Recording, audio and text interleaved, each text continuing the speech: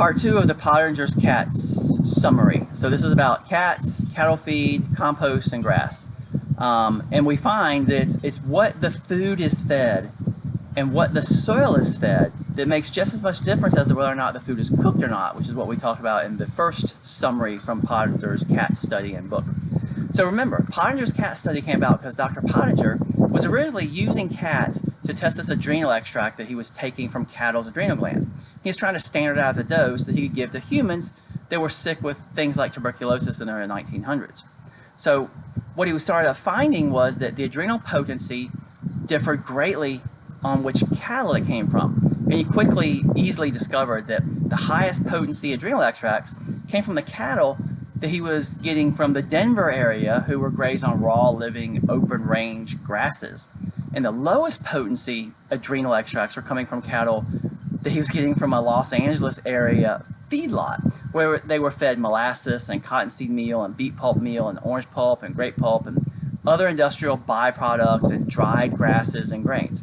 So he also noticed in that latter feedlot cattle group, they didn't reproduce as well and had a lot more disease and mortality.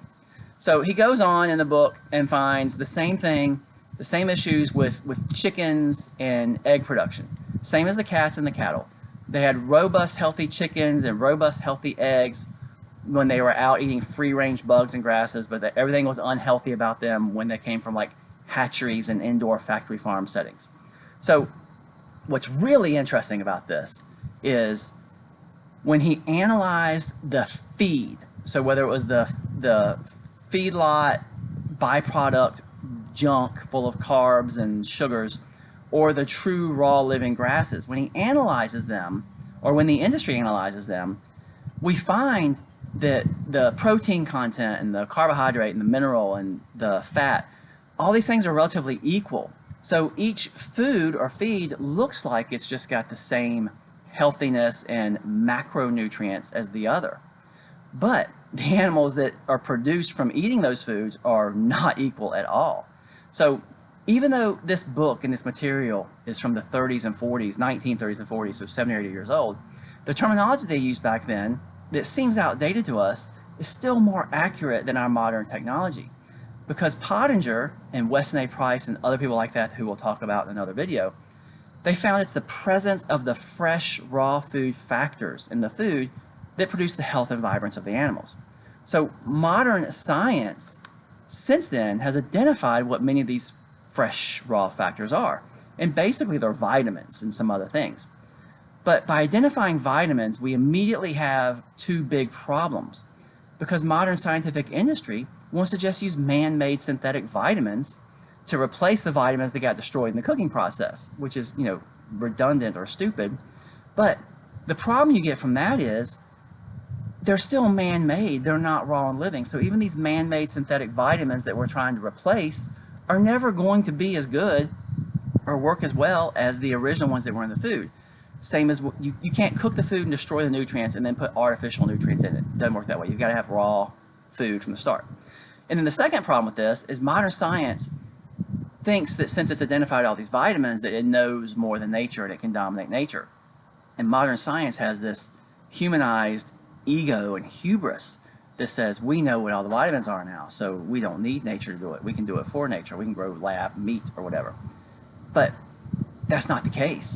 There are still so many fresh raw factors, vitamins that we haven't identified yet, and other things that make the vitamins work that are included in the fresh raw food that we don't even know. There's a million things in there that make the vitamins and minerals and nutrients all work together. We don't know, any of that. We don't know 1% of that probably. So identifying vitamins just makes us think we know what we're doing. And what that really means is we know even less than we thought we knew. So last little thing about Pottenger's cat study is kind of, where the cats lived in a way. So he had the cats in these private unused cabins at the sanatorium or hospital in California where he was studying in the 30s. So it's basically like a private cabin or a glorified dorm room with an outdoor screened-in porch, lanai area. Well, after his cat study was done, he's moved on to these other things like the cattle and the chickens and all the stuff we're talking about that he's learning about. He, for whatever reason, notices that in the outdoor screened-in porch area of the cottages, where the cats eliminated, It was soil or sand or cat litter or something. The raw fed cat area has all these big weeds growing in it, and nature's taking over. And the building or the outdoor area where the cooked, unhealthy food cats lived, the weeds aren't doing so good. So he does one more study. He gets three plots. One is one group of navy beans, I think, or beans or plants or whatever. He fertilizes with the raw cat manure that's been turned into compost, uses it as a compost. So that's group one. And then he takes the raw cat manure from the cats that were fed the poor quality food, the unhealthy cats, turns that into compost and uses that to fertilize the second group of plants. And then for a third group, like a control group, he just lets them grow in the soil as they would naturally.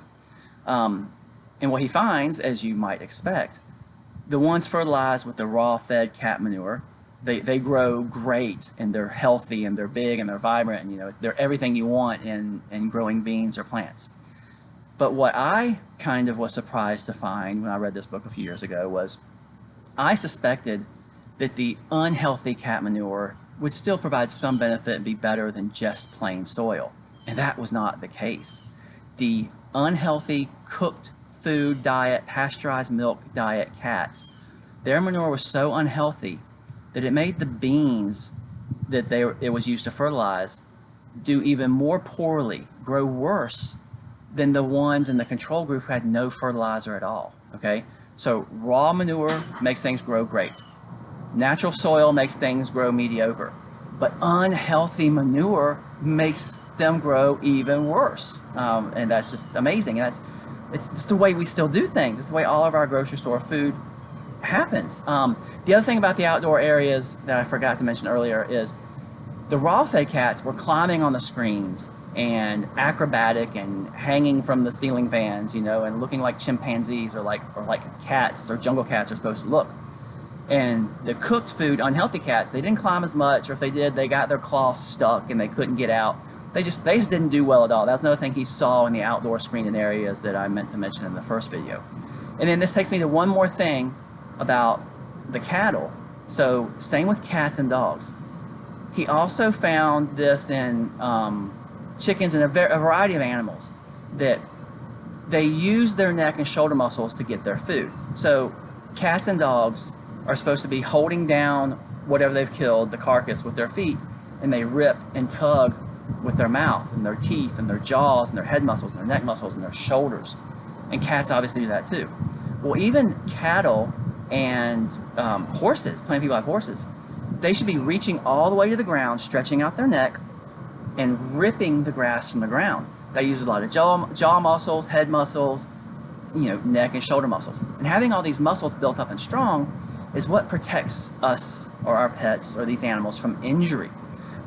As a veterinarian, most dogs and cats I see with back, like disc injuries or neck injuries, they're couch potatoes. The ones that are fit and muscular and using their muscles and ripping and doing all this, they don't get neck and back injuries, okay? So that's another thing about the way we feed our animals. It's not just the cooked food, it's not just the soil, it's the way that they would get the food in nature. They would rip it from a carcass or they would rip it from the ground. And the point of all this, of this whole video is, as I've alluded to, this is the food you're buying for yourself in the grocery store and your pets, okay? It's all factory farm. So the bag or the label may say that it has adequate or equal amounts of protein and carbs and fats, but the food doesn't make you healthy. It doesn't have those fresh, raw factors. So, and another thing, when I talk about the head and neck stuff, a lot of people are buying beef or burger or whatever that says grass-fed. Well, grass-fed means just that. It was fed grass. Grass-fed means it's on concrete, in a stall, in a factory farm, and there's a truck driving by dishing out some cut grass into a trough for them to eat. Grass-fed means they were fed grass, whereas pasture-raised is much more likely to mean that they were out on the pasture ripping the grass from the soil themselves using their head and neck and muscles, and that just makes everything about the animal healthier, and that makes the meat healthier. So, same for your dogs and cats. They should be having something raw that they chew and tug on. That's why they play tug-of-war games, and that's why they rip their stuffed animals to shreds, because they're trying to kill it and use all those muscles and sling it back and forth with their head. So the Pottenger's cat study book tells us, 100 years ago, Pottenger and Weston A. Price and other people realized how much we were doing wrong, how much it was affecting the health of our pets and our animals and ourselves and our organs. And we've been doing it wrong for over 100 years, ever since we became a modern industrial society. And that's not going to change or improve. That's never going to change, okay? You can lobby for it, you can protest for it, you can make a stink, you can make videos like this all you want to. It's not going to change. You have to go out and find a permaculture or regenerative agriculture type farmer who's growing food out on the pasture and out on the range the way it's supposed to be. You've got to find someone like that to buy food from to feed yourselves, and you've got to buy food for your pet, for your dog and cat, that is done the same way. And that includes the organs. All these factors, all these vitamins and minerals are in the organs. When cats and dogs kill something and eat it, they eat the organs. The muscle meat that we're talking about, like the beef or the hamburger you buy at the store, that's protein and other things, but all the vitamins and minerals are in the organs. So you need raw fed organs. And you're not gonna get that at the grocery store. You've gotta get that somewhere where they're growing it right.